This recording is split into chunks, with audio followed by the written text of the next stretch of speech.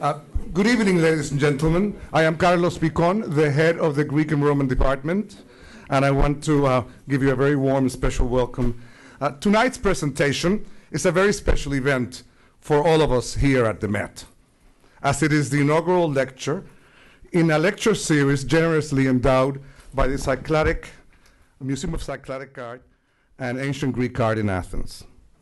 The Museum of Cycladic Art donated this endowment in fondest memory of its founder, Doli Goulandris, who had so many friends and admirers in this institution.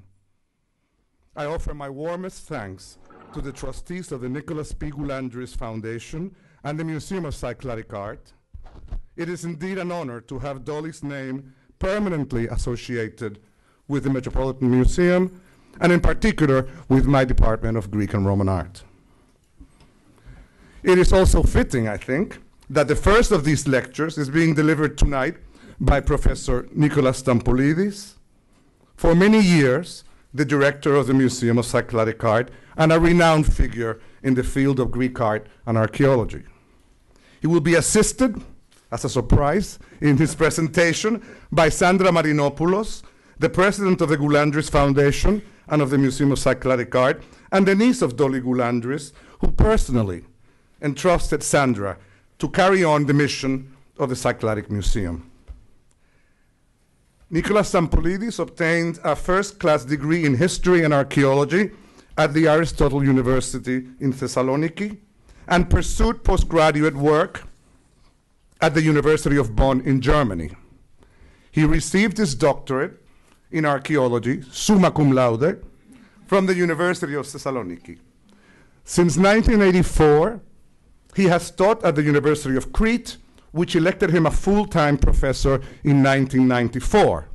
That year, he also began to serve as dean of the university's School of Philosophy. And of course, he continues to serve, I must say with great energy and dedication, as the director of the Museum of Cycladic Art in Athens. Professor Stampoulidis' interests are varied and far-ranging, including, as they do, Homeric archaeology in general, interrelations between the Mediterranean peoples in the early Iron Age, geometric and archaic Greek art in all its manifestations, as well as Hellenistic sculpture and architecture. He's the author of 7 important books and dozens of scholarly articles. I won't name them here for you. And since 1985, he has conducted an important excavation at ancient Eleutherna on Crete, the topic of one of his numerous and important archaeological exhibitions at the Museum of Cycladic Art. Indeed, all of us in the field of classical art and archaeology regularly await his scholarly exhibitions with great anticipation. The recent show on Eros was a huge success with the Athenian public, and last year's exhibition, the Cyclades in West Asia Minor, traveled to Crete, to Athens, Beijing, Rome, and Istanbul. Such is the reach of the Cycladic Museum in Athens. And I hope you will join me in welcoming Professor Nicholas Stampoulidis and Sandra Marinopoulos.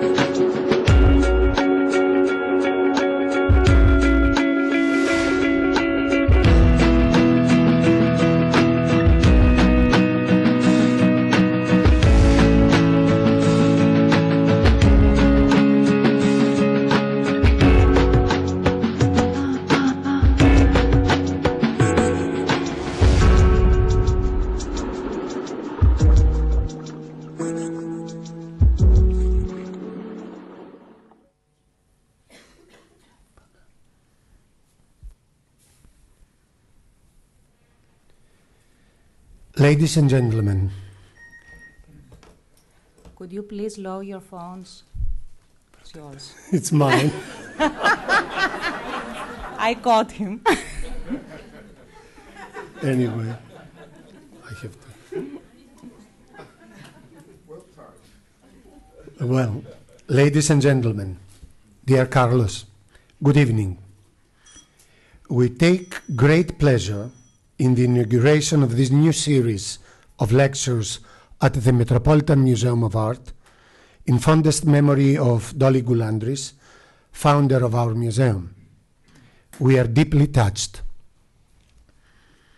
Dear friends, for a select number of archaeologists, reaching out to the scholarly community, and possibly as importantly, if not more importantly, to the public, for purposes of educational outreaching, is a responsibility and professional obligation, taken very seriously, although sometimes challenging, in conveying a number of complex meanings and ideas easily communicated via our jargon terms adapted for embracing the public and particularly the younger generations. And this is done with a great sense of pleasure, accomplishment, and fulfillment. In other words, to address to a wider interested audience is not a very easy task. For example, measurements, numbers, sizes are important for archaeologists and scientists, but say very little to non-archaeologists. Then, where one can put the measure? I believe there where science meets poetry, where logic meets fantasy, and where austerity meets sensitivity. To surrender to the aesthetic values, to capture the feelings. We have chosen this topic of our first lecture here and thought it would be appropriate to focus its subject on antiquities encountered on some of the most remote Greek areas least known to the wider public. We refer to the smaller Greek islands of the Dodecanese, the islands off the beaten track, which was also the title of the archaeological exhibition recently presented in our museum in the center of Athens. In honor of our dearest Dolly, today's lecture, as Carlos has already said, will be presented by Sandra Marinopoulos and myself.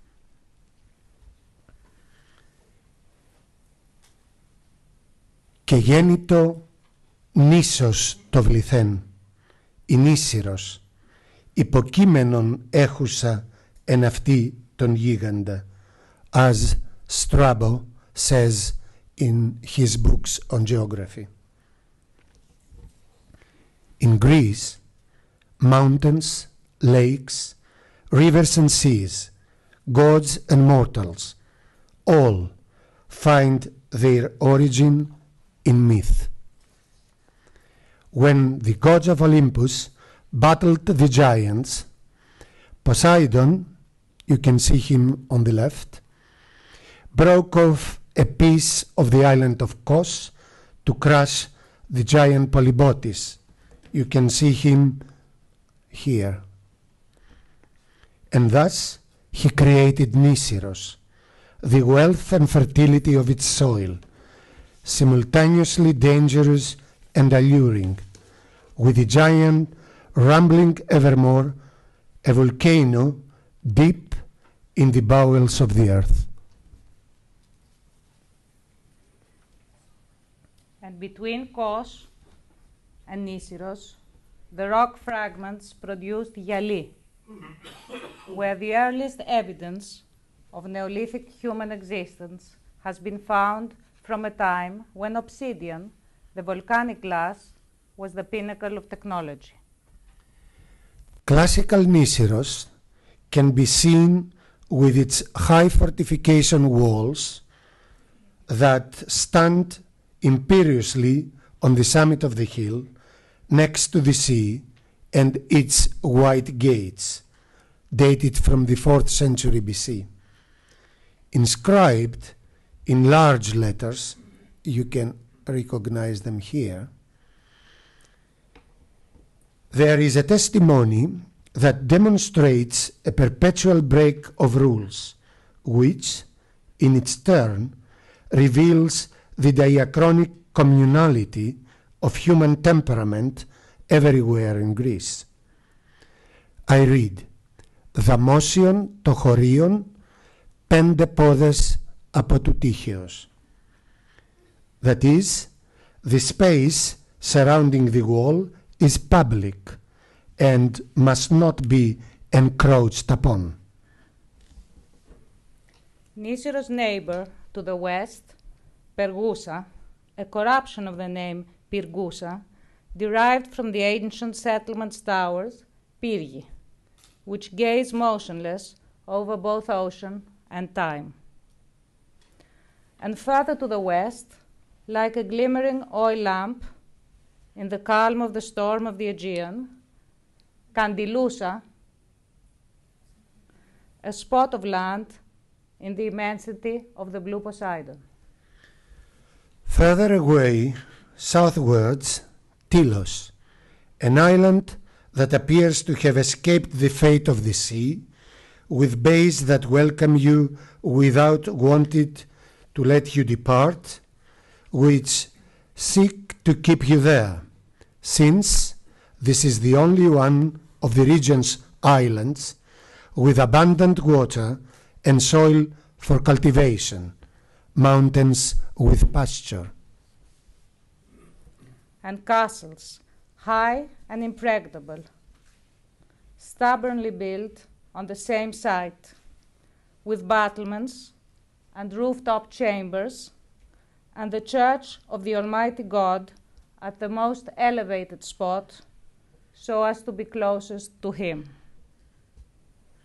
Built upon and of ancient stones, inscribed with decrees and names as if just yesterday, figures passing and gone, yet still standing invisible and untroubled.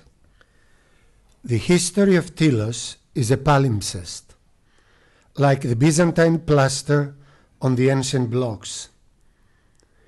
The undercoat is laid down by the painter's resolute hand with a line that refuses to fade, as you can see. Through the passing of the centuries, like Christ himself in his eternal glory, surrounded by many-eyed cherubim below, while 6-winged seraphim are painted in the arc of the curve of the sanctuary, in the Holy of the Holies.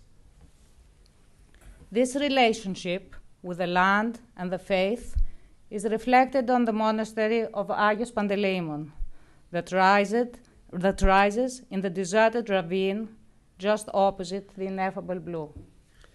On the same island, in the Charkadio cave, dwarf elephant remains prove that the island was cut off from the Asian landmass by geological phenomena, leaving the huge animals to stagnate, their mass withering until they became completely undone. And if Sappho, that offspring of Lesbos, is a famous poet, Tylos, too, can boast of its own Irina, who dwelt during the classical period on this incredible island, where even today's dead are ruled by the past, since ancient altars, columns, and reliefs are scattered among contemporary graves in the cemetery of the Church of Agios Konstantinos. You can see the columns and the altars among the modern graves. Closer to the territory of Rhodian Kamiros, one meets Chalki. On the brow of the hill, the medieval castle is built on the ancient fortification.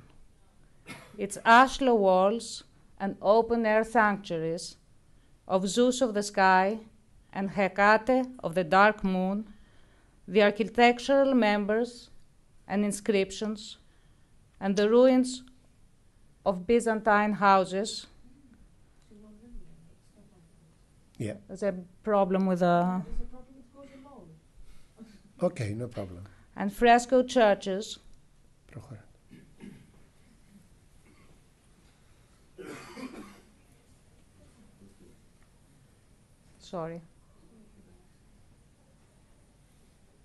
Yes.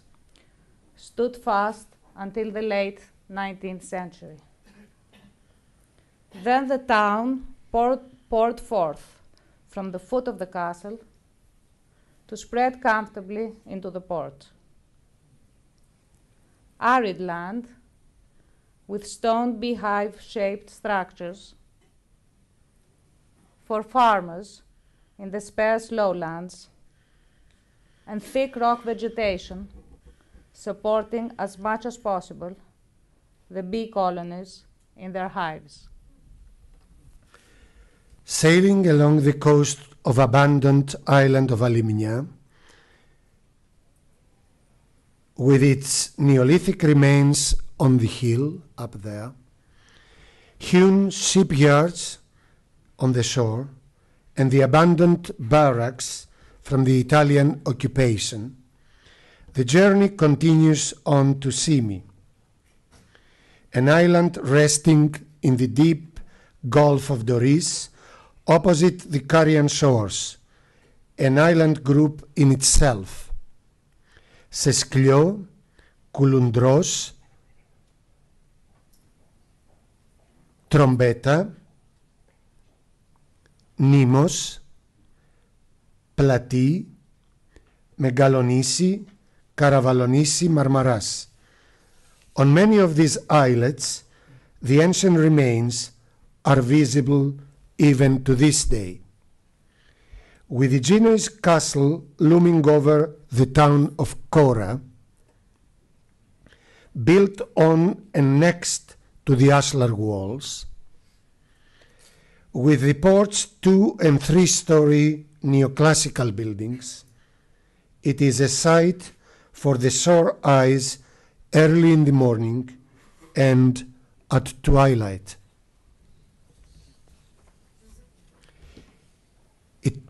Its past hovers over fragments gathered from various periods. This monument, for example, most probably from the 5th century from the Peloponnesian War, still awaits an academic interpretation. Actually, it awaits an identity. Yet the indestructible foundation of the island is the monastery of Archangel Michael Panormitis, a monument whose history may have begun with an early Christian basilica, which was active until and during the Greek resistance. Its familiar Dodecanesian cobbled courtyards with Byzantine symbols and the sea's perpetual swell registered as a zigzagging line, black for the depths, white for the foam. Inside the churches, the walls are painted all the way up to the cross vaults. They are adorned with the precious ex-votos and chandeliers of a primordial faith. In the Dodecanese, Archangel Michael is considered as the savior of not only the souls, but also of the bodies of those at sea, contrary to the tradition of the rest of the Aegean, which looks to St. Nicholas.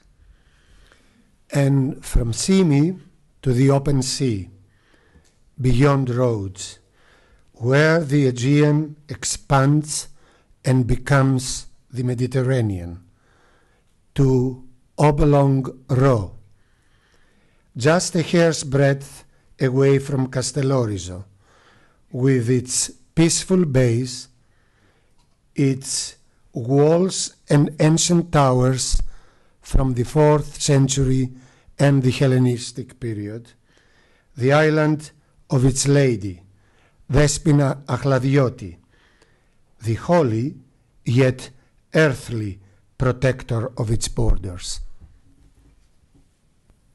And ultimately, Castellorizo, the southeastern extremity of the territory of Greece, ancient Megisti, that is, the largest of the adjacent islands, opposite the southern shores of Asia Minor. You will be greeted by the ancient Lycian tomb hewn into the rock that bears the Castello Rosso, with I. Georgis Church high up in the east.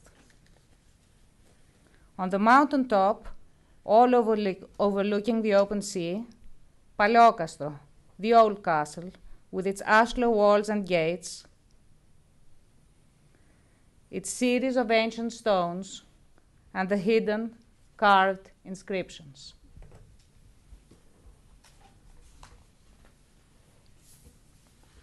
Castellorizo is the last stop before you encounter the island of Aphrodite, the Cyprian queen, something like Seferis Cava dei Tirreni, and his verses you can read here. Islands off the beaten track. Κανένα πίσω.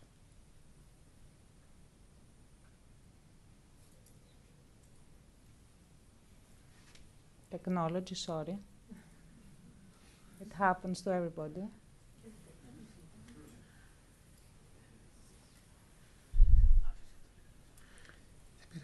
Όχι, περίμενε. Islands off the beaten track, a series of exhibitions at the Museum of Cycladic Art. A narrative of the history of Greece's small islands through actual, tangible items, marvelous artifacts that speak of life and death. A grave stele with father and son, a seated nursemaid with a suckling infant, a clay nursing bottle, and toys, touched by children thousands of years ago, still intact, perhaps due to the vengeance of time, the pitiless Kronos, who continues to devour his children. And the nursemaid's nourishing capacity resulted in athletic, eternal bodies, with trainers and their athletes depicted on vases, and iron strigils that served to scrape the soil of the palestre off their bodies, and an aribalos, a vase for the scented oil to be rubbed onto the clean body. And Eros, unchanged, unchanged in bridal chamber scenes, depicted on epinitra, these clay objects women used to work with wool. A winged Eros on gold jewelry, golden-haired, as befits him. He is even found on naughty oil lamps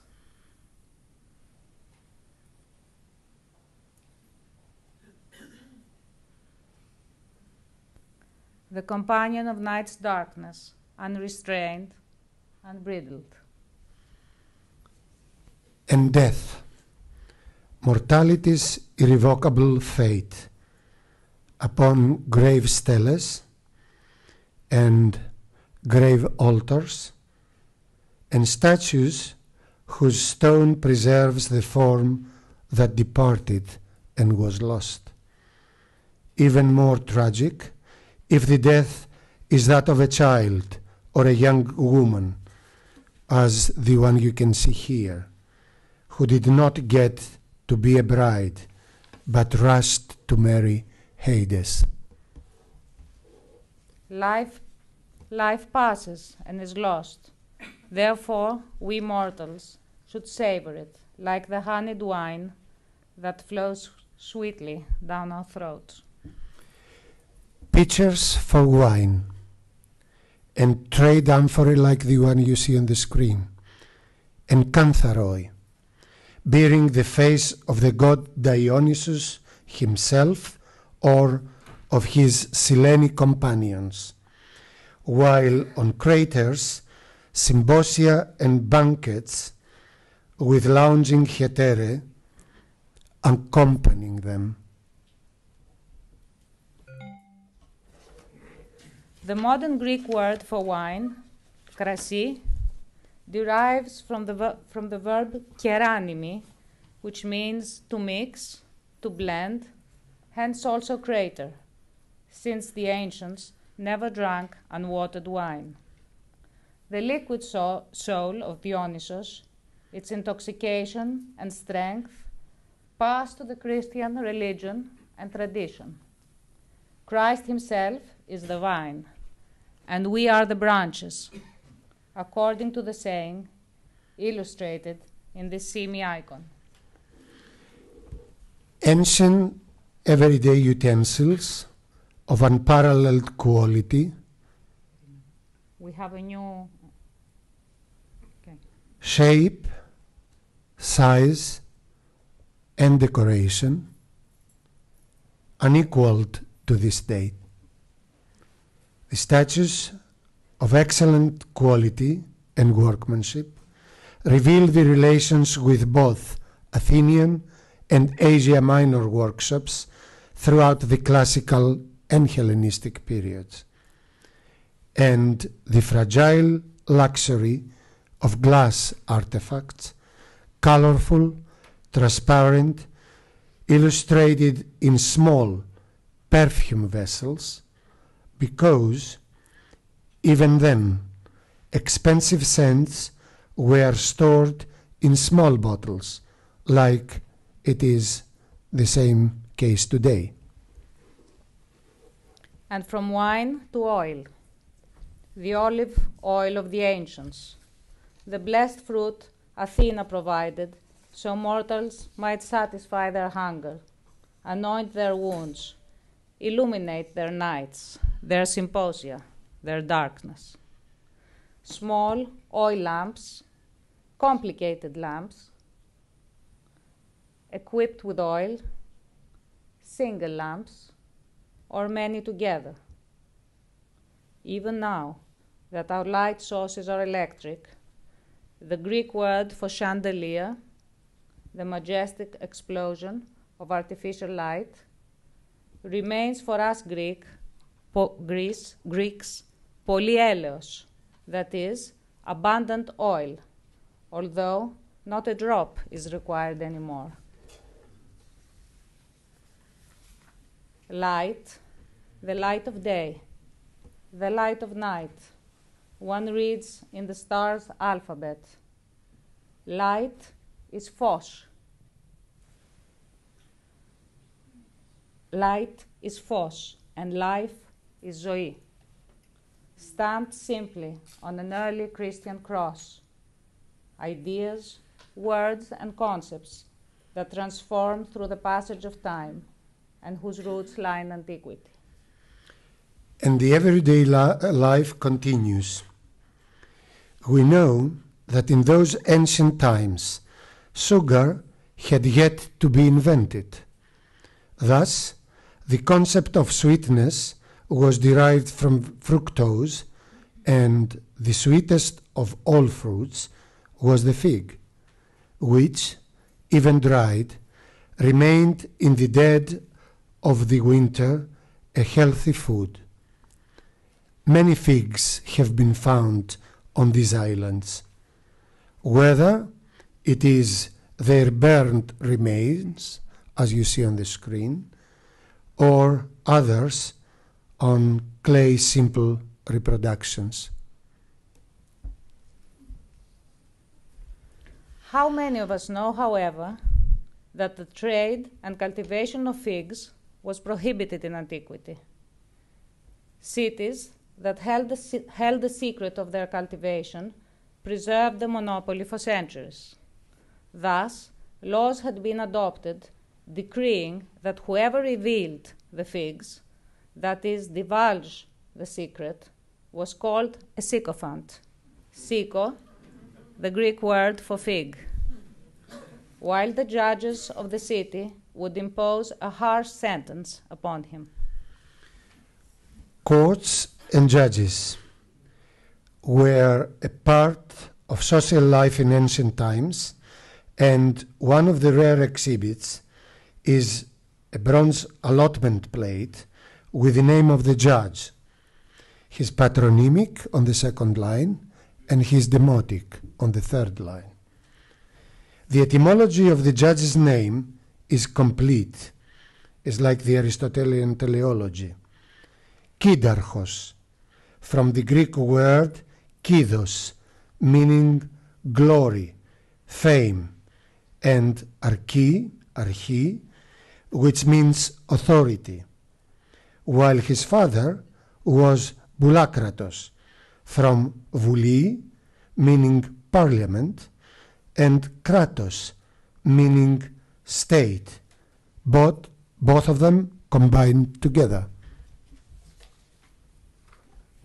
Currency, in the form of coins, bears the symbols of gods and cities. Inscriptions and commercial value stamps are hastily inscribed on the base of a vessel or upon shards. And where there is money, there is wealth. The gold wreath from Castellorizo, the gold diadem with the Heracles knot from Tylos, the earrings,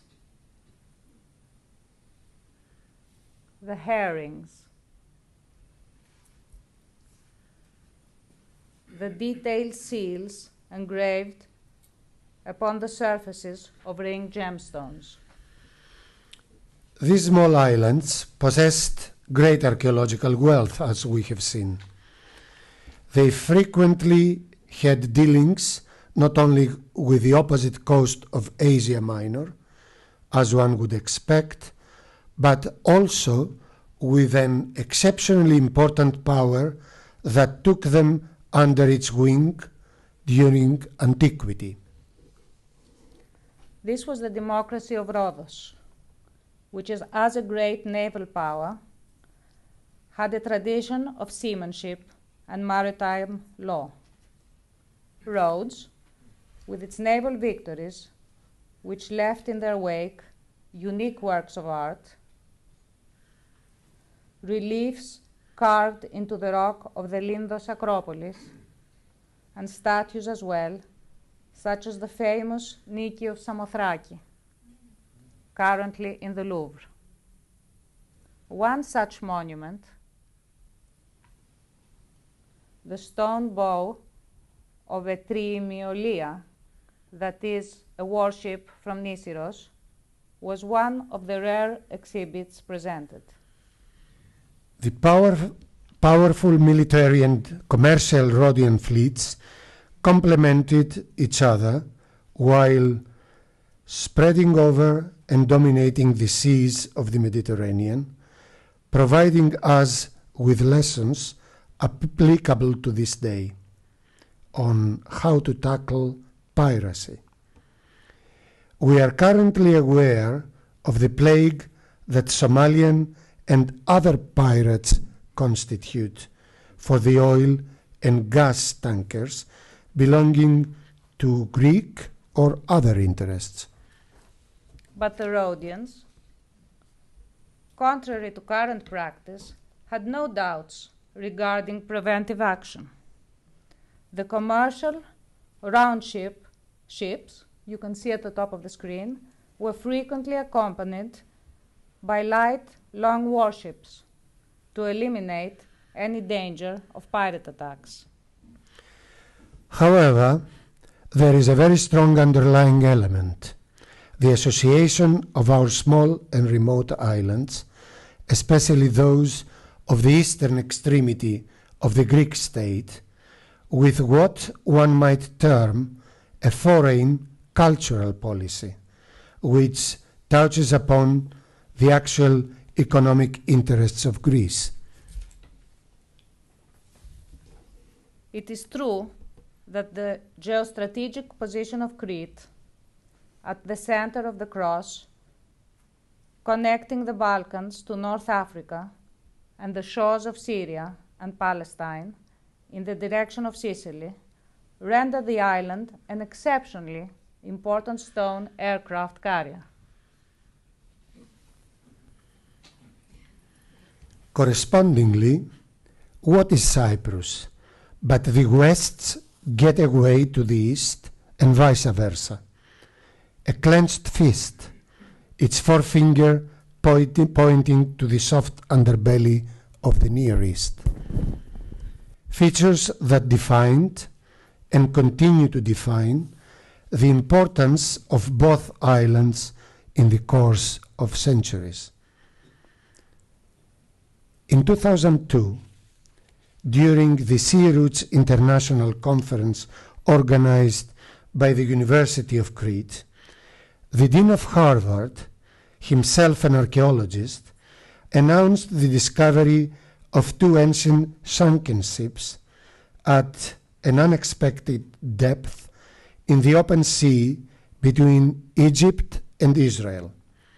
At that time, some of us immediately thought this was a by chance discovery in context of other investigations conducted with submarines at great depths in search of oil or natural gas.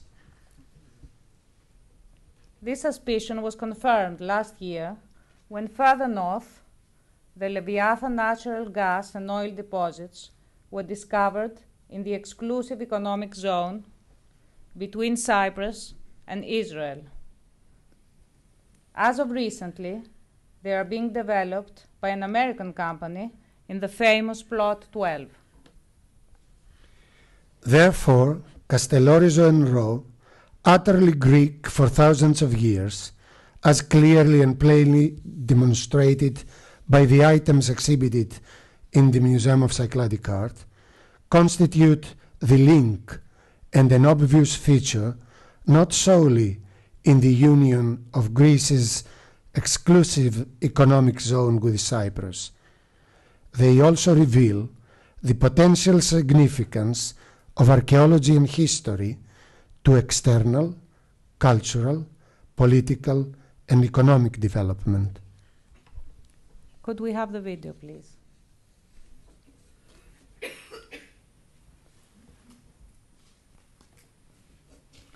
The video.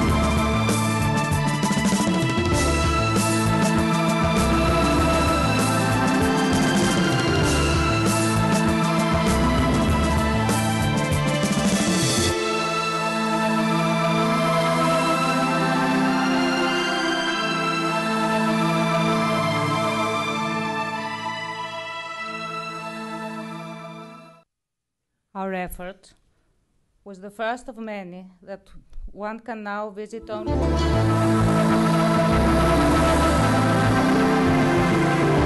our website or through the pages of the exhibition's catalog, which can also be purchased right here at the museum shop on your way out.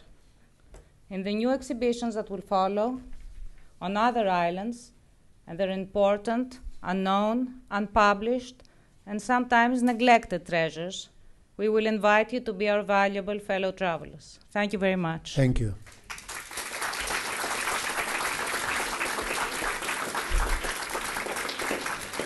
Sandra, Nicholas, I think all of us jointly thank you very warmly for bringing these beautiful islands to our attention and doing that so vividly and beautifully. Much success to the next exhibitions. Thank you. Thank you.